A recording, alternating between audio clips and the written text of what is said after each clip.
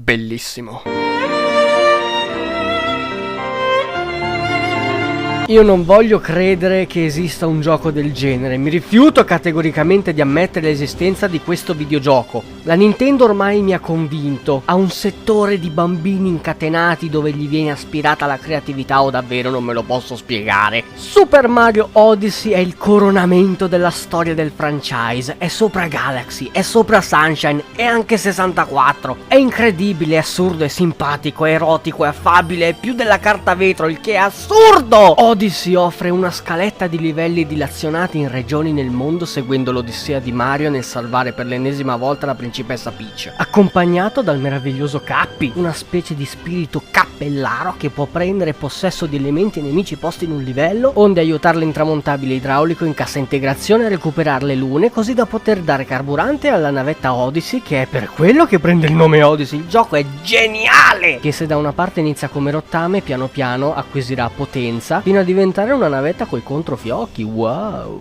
Distribuite nei vari livelli vi sono inoltre delle speciali monete viola, così da poter acquistare in un franchise di negozi specializzati i souvenir caratteristici del livello, adesivi di cui non frega un cazzo a nessuno e un paio di costumini speciali per Mario che, se non ricordo male, sono oltre 800.000 gibiglia! Questo gioco alla musica, questo gioco alle meccaniche, questo gioco alle ambientazioni, questo gioco ai good boys. No, devo prendere una pausa o mi parte un embolo. È che questo gioco è troppo bello. Cioè, non lo so, è assurdo.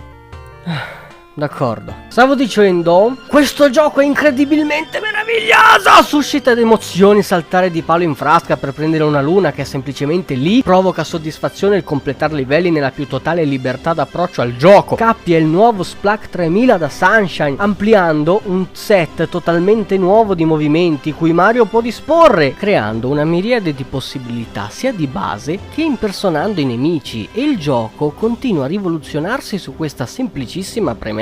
È fluidissimo, non si ferma mai. Odyssey da solo è veramente un videogioco che vale una console nella sua interezza. Trasporta con gioia e irriverenza in questa nuova avventura di Mario che, nonostante l'innumerevole numero di lune richieste per terminare realmente il gioco, crea un alone agrodolce in un viaggio che non è mai abbastanza longevo. Non c'è mai un tempo morto. È realmente un'enorme corsa continua, sempre più veloce, che termina nel più splendido ed emozionalmente meraviglioso dei modi. Super Mario Odyssey è un videogioco che vive letteralmente del binomio video più gioco, rendendosi un traguardo della casa di Kyoto, nonché un inequivocabile capolavoro dell'attuale panorama videoludico. Anche gli scontri coi boss sono curati a modino, visivamente stupendi per quanto semplici, si concentrano per mantenere lo spirito del gioco. La giusta manualità può significare il termine dello scontro in pochissimi secondi, pur dando un freno all'atmosfera di corsa forsennata alla prossima luna che il gioco scaturisce, diventando quasi un metodo per riprendere fiato. È letteralmente impossibile non apprezzare almeno una caratteristica di questo gioco, poiché significherebbe non amare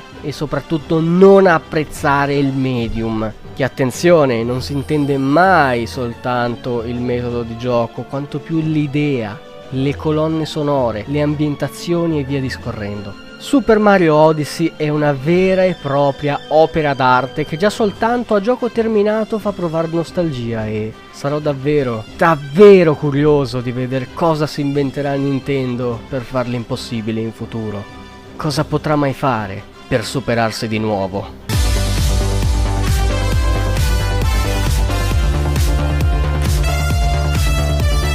Sì, ma io mi rifiuto ancora, cioè nel senso, sto gioco cura la depressione, boh.